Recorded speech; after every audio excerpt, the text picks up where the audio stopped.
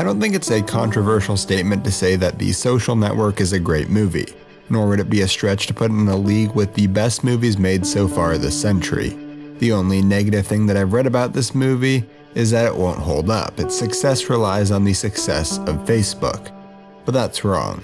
This movie will outlive Facebook. That's because it's not a movie about social media. I mean, the movie, is hopefully about bigger things than technology. It's about relationships, individuals, friendships, and what these mean in the digital age. It just uses the creation of Facebook as a backdrop to further explore these ideas. I suppose I could be glib and say you could make the same movie about the invention of a really good toaster. Today I'd like to break down The Social Network and dive into the character of Mark Zuckerberg, look at what he hopes to achieve, why he wants to achieve it, and the means that he goes to in order to do this. The easy answer can be found within the opening scene, in fact in the third line. Here's my question. How do you distinguish yourself in a population of people who all got 1600 on their SATs? This one question drives the entire movie. Every scene, every conversation, and every line of dialogue is obsessed with Mark's attempts to distinguish himself, and what the toll that obsession takes on those around him. But this scene does a lot more than just tell us about the central conflict. More important than that is this scene establishes who Mark is, and that is he's not a good person. It was the first time I was writing about an anti-hero, and Mark spends the first hour and 55 minutes of the movie being an anti-hero. Less than a minute into the movie, Erica unintentionally insults Mark. She holds him to a standard that he cannot match. On the other hand, I do like guys who road crew. Even after saying, I was kidding. he still retorts. To road crew? No, are you delusional? After Erica mentions his inferiority, he responds by bringing up his strengths. Yes, I got nothing wrong with the test. And this can be found throughout the entire movie. Whenever somebody attacks Mark, he'll either insult them back or say something to strengthen his perception of himself.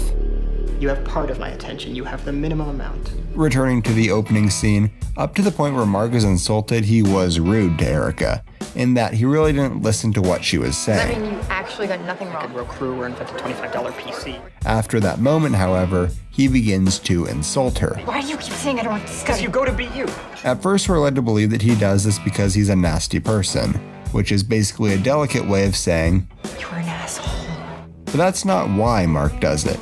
His goal isn't to be rude. His goal is to put himself ahead of others. His means of doing so is through putting others down. And throughout the entire movie, it isn't good enough for Mark to succeed. He needs others to fail. He can't succeed with the Winklevoss twins. He needs to win despite the Winklevoss twins. With that in mind, the film doesn't paint him in an entirely negative light either. During this scene when he is creating Face Mash, his actions are wrong. He's objectifying women and jokes about comparing them to cattle. However, through editing while we are watching Mark hacking, we are also watching the same women he is objectifying objectify themselves. And we watch them being treated literally as cattle being shipped around and lined up. This shows us that Mark is no worse than the people around him, and that the environment that he is a part of is what shaped him. The film is structured in a way that helps us understand different characters. Given the intrinsic conflict between the different plaintiffs and Mark's accounts of what happened, we can never be sure of what is real. The movie continually reminds you that you are listening to a series of unreliable narrators. The very first words out of Mark's mouth when we cut to the deposition room. That's not what happened. The film's structure helps to complement this. We cut back and forth in between the two depositions and the events that affect the depositions. This helps to strengthen the relationship between Mark and Eduardo. Just minutes after meeting Eduardo, we jump ahead a few years and watch the legal battle play out. This really helps to establish the relationship. It's an easy and believable way to show off exposition. We hear the lawyers announce, Your best friend is suing you for $600 million. and they may have called each other best friends, but that isn't actually what we were seeing. After watching the movie, it stuck out to me that we never once really learn who Eduardo is. He's had a successful past, he's clearly very smart and has a respect for Mark, but beyond that, we don't know anything about him. Not once do he and Mark have a real conversation, or they talk about anything substantial. In fact, 100% of their conversations are either facilitated by lawyers or begin with Mark asking, I need you. I'm here for you. No, I need the algorithm used to rank chess players. We're gonna need a little startup cash to rent the servers and get it online. I need a dedicated Linux box running Apache with a MySQL backend. It's gonna cost a little more money. Mark never really cared for or about Eduardo. He just saw him as a means of completing his goal. The film hints that there is more to his character, but we never actually see it. Normally, I love it when movies have a well-developed cast of supporting characters, when we understand the motives not only of our protagonist, but also of everybody around them. In this movie, we only get to know one character.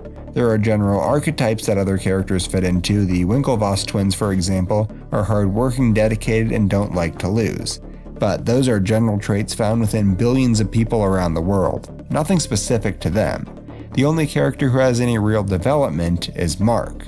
I wouldn't call it development, but it is worth noting that Sean Parker ends up revealing his true nature to the audience.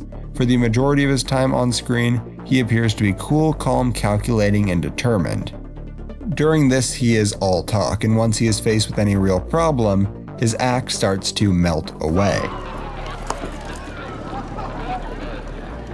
That's not mine.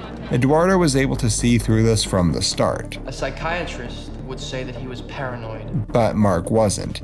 He believed everything that Sean had to say and incorporated most of it into the company. And I think that understanding why leads us to understand who Mark really is. The reason that all these characters are so underdeveloped is that we're seeing the story unfold from Mark's point of view. He isn't a sociable person. He's just so wrapped up in trying to stand out and trying to make Facebook the best that it can be that he never pays attention to those around him. This changes in the last 5 minutes of the movie. For the first time in the movie, he reaches out to someone else, not worrying about himself, just trying to take part in the social network. At this point, Mark really begins to change. Final 5 minutes of the movie being a tragic hero, which means that he has paid a price and experiences remorse. When he reaches out to Erica, it's the first human thing that he does in the entire movie. He is making himself vulnerable in order to try and become happy. In the background, Baby You're a Rich Man by the Beatles plays, a song that isn't about financial wealth, instead about emotional richness. Either that or LSD, but I think in this case, it's about emotional richness. And going off of what Sorkin just said, the last arc of a tragic character is redemption. And the last scene of the movie is where Mark is trying to redeem himself, to move past his childish ways and to start living a fulfilling life.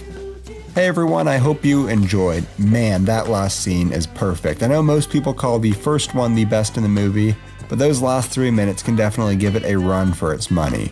No dialogue, just Mark refreshing the page. Cinematic perfection.